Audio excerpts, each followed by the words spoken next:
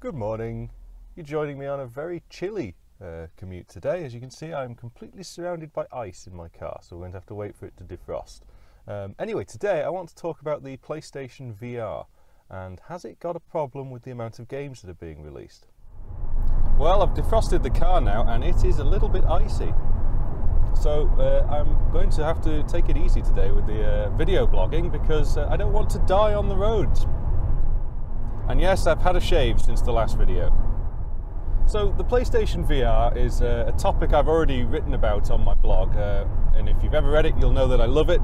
I think it's a fantastic consumer level device. I think Sony have done a great job at making it comfortable and usable. Even though it's not the most high spec device available, it's a whole lot of fun and a lot of bang for your buck.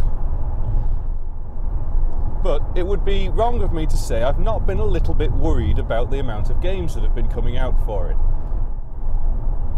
When it was released, I picked up the demo disc and I got Tumble and Thumper and Windlands. And Windlands is an absolute gem of a game. But I didn't pick up any of the major AAA titles. I thought they were going to come.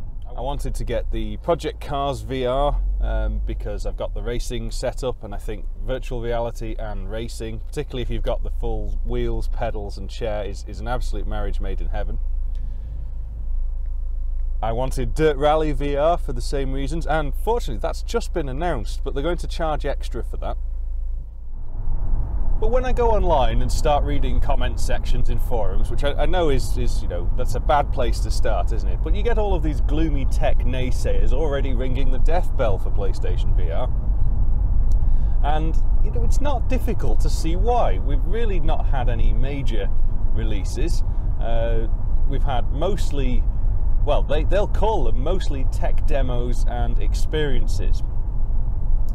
And I think that's a bit of an unfair label. I think Sony clearly needed some big names to get behind the product when it was launched. So we did see things like the Batman VR, but at 20 minutes long, it is a bit short. And then there's the other side of the internet that will say, well, you know, they're not tech demos and experiences, it's just shovelware being lumped on the device. Low budget, obscure indie titles. Which, you know, it wasn't worth the £400 expense on the VR system in the first place. You know, so let's completely abandon it and let's rubbish anybody that attempts to develop for it. And I think this is where I've got a bit of a sticking point. Now, I know everybody's experience is a personal one, and the best two experiences I've had with virtual reality so far is Windlands and Crystal Rift. Now, these are both published by Cytec Games. I don't believe they're both developed by Cytec Games. And this seems to be a small indie company which has set themselves up to be a VR-focused development company. Now, Windlands was superb. It really does give you the sensation of flying around. Certainly, I got a lot of enjoyment from it, and I could spend hours in that world, and you just wouldn't realise. You'd be covered in sweat. I'm aching because I'm so tense for a couple of hours. It was really good. And Crystal Rift is you're exploring dungeons from a VR perspective, and if you like your old roguelike games, it puts an interesting twist. And the thing is, it can be quite scary as well, so you get a few laughs out of that. But as you search through the PlayStation Store, most of the titles look a bit weak. And I don't say that lightly, because I pride myself on hunting out the obscure gems. You know, everybody deserves a chance. And some of the titles that have been the most successful have been the more party-like ones. So, Stop Talking, what is it? Don't Stop Talking and Nobody Explodes, or whatever it's called. That's an interesting twist on VR. I like that. I think that having one person that is in a separate gaming world from the others, but everybody's interacting together. That's a clever use of VR. And the same applies to Windlands. VR is a fundamental mechanic in how you navigate that game world. I think when the internet are referring to the shovelware and all of the poor quality titles, and I say poor in quotes, what they're really referring to are titles where VR has been applied as a bit of an afterthought. So if you take an established gaming franchise and instead of having camera control, you put the player's virtual head in the world, and that's it, you're done. And I think these might not work because it's more effort for the player to be in the virtual reality world. It doesn't necessarily mean it's more immersive. So if I was, for example, the camera behind Nathan Drake's head in Uncharted 4, it doesn't make any difference whether I'm moving around with my head or whether I'm using the controller. Just to contradict myself completely here, one of the demos that came on the PlayStation Virtual Reality Demo Disc was the little platform game, which I thought was a really wonderful example of how a VR world can work. And it wasn't just the player's head was the camera. You had to look around in order to see things that you couldn't normally see. So as well as controlling the little robot running around, you had to explore the environment visually, looking over edges and up into the sky and below you, in order to know where to send the character.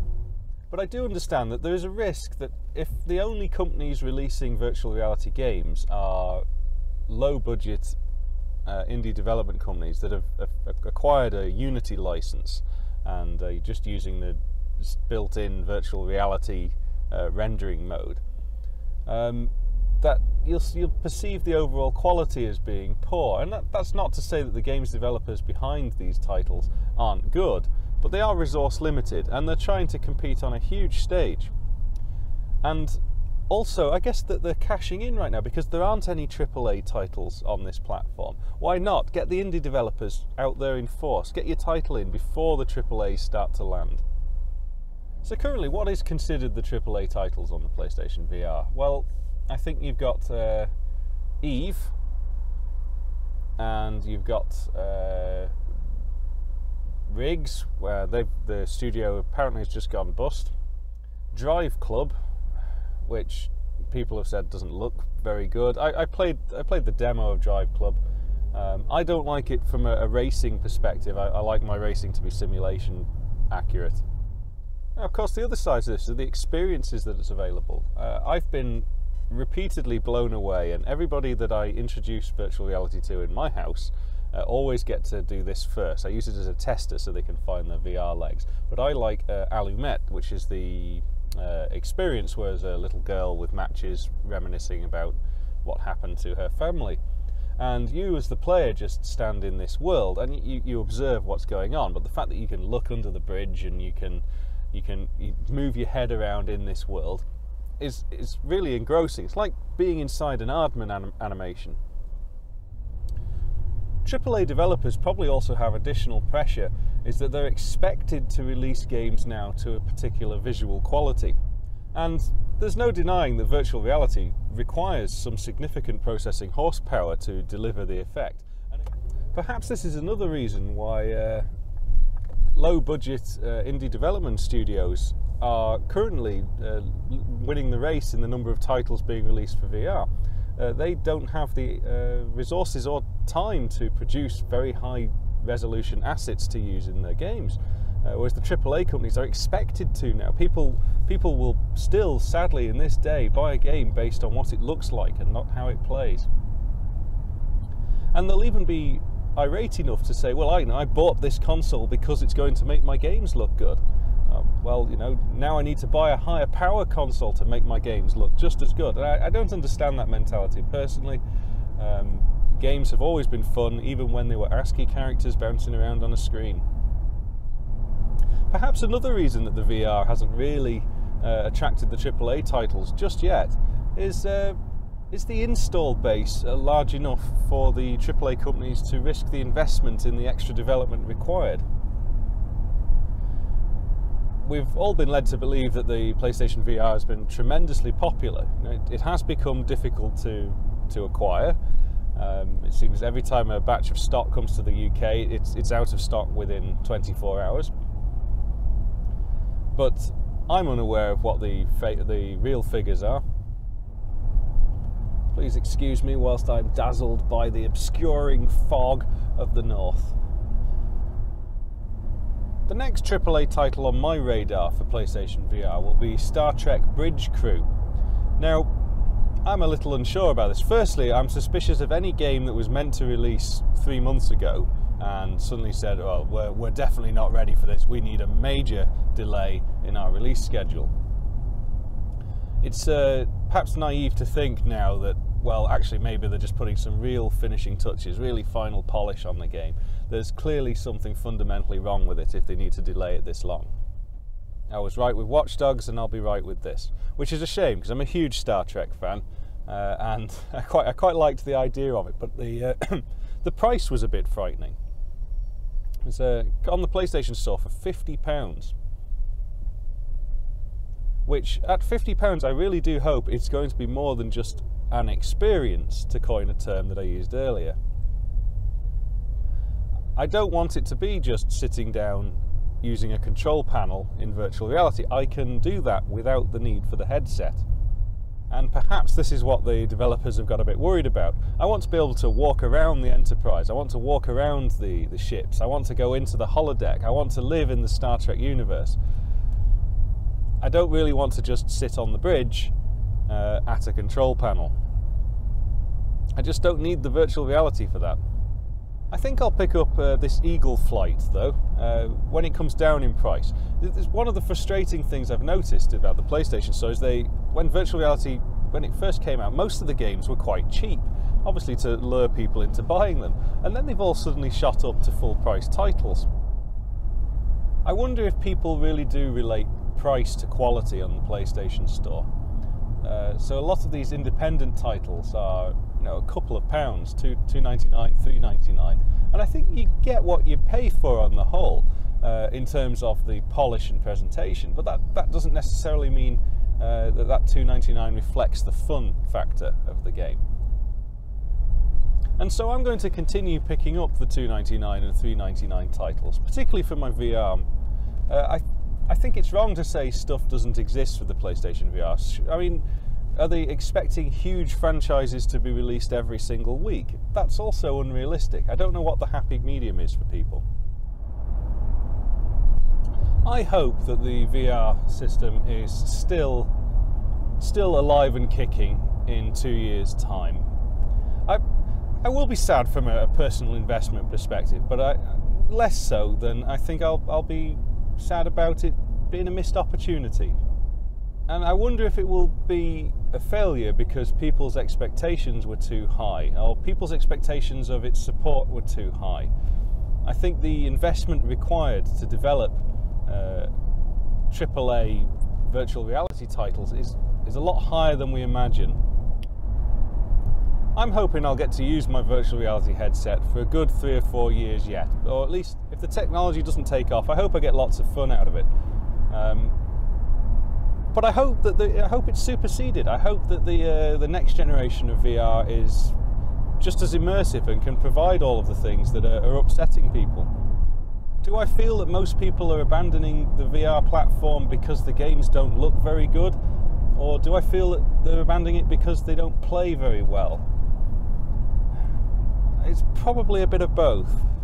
I really hope that VR doesn't become an afterthought, an add-on to existing franchises. As I said earlier, I hope people really design their games to be played in a virtual reality space.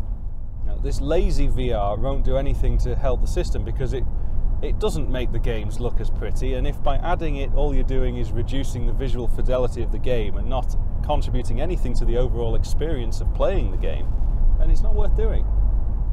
And at the same time, I'm quite happy to play a completely wireframe game if it's a load of fun. Dear Manchester, travel update. Some games are probably just not... Sorry, I'm definitely being dazzled by the overbearing grim misery of the north of England here. I think some games are more suitable for virtual reality than others. I don't think first-person shooters are necessarily the best thing to have on a virtual reality platform. I believe anything where... Because I like playing my games sat down, any games where I'm sat in a cockpit of some description will work very well. So, flight sims, space sims, racing sims. Saying that, I suppose Windlands is a first-person game, but the nature of its first-person mechanic is different. It probably wouldn't be acceptable for the Call of Duty fans. Having a staggered movement and sort of chunky rotation, I'm sure, will be the excuse for many losses in battle. So please let me know what you think about virtual reality if you've had a chance to use it. I think it's here to stay, but I think it's got an uphill struggle.